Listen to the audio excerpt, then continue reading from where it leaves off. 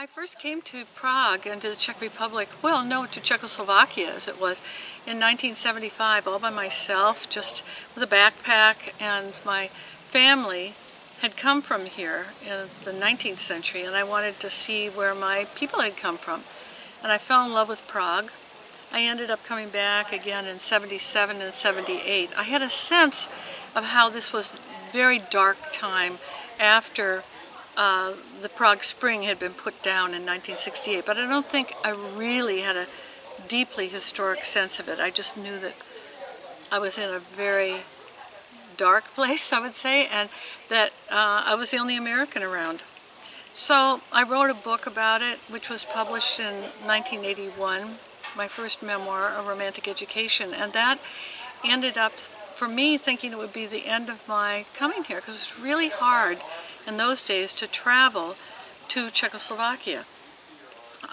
Then, of course, the Velvet Revolution happened in '89. I ended up being a Fulbright Fellow in '95, and it was right after that that Richard Katrovas invited me to first come to the Prague Summer Program, and I've been coming ever since, almost every year. So I've spent a lot more time here, thank goodness, than I had ever hoped to.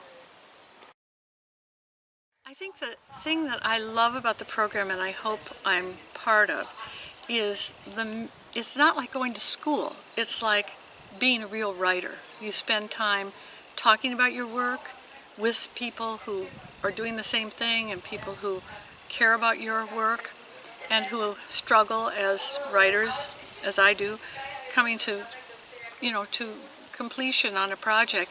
And then you actually have time to write. So it's kind of an ideal program that way. It's not just full of all kinds of activities. I mean, you can make it your private place as well as your study place. So I that's the thing that I love most about it.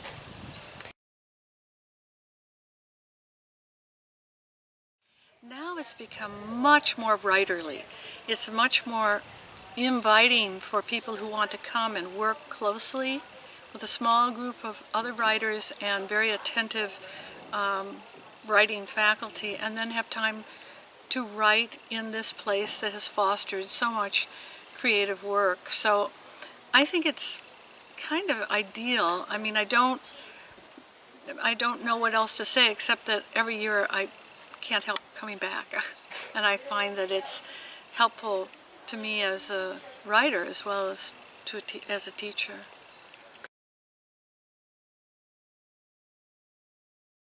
You know, especially for Americans, but maybe for other people too, we've had a tendency to think of the world divided in two in terms of Western life. That is to say, the Cold War, even though it's been over a long time, we have the mentality of, there's the Eastern and the Western. But in fact, this town, this city, this whole region is Central Europe. We always talked about Eastern Europe, but Prague is further west than Vienna.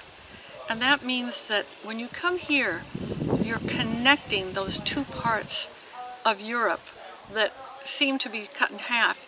You get that whole background of the Habsburg Empire, as well as the Cold War period and now the post-war period. So I think it's a missing piece of our cultural history is to be found in this city. And also it's just a gorgeous place to spend time. I mean, I can't think of a capital of Europe that I love more.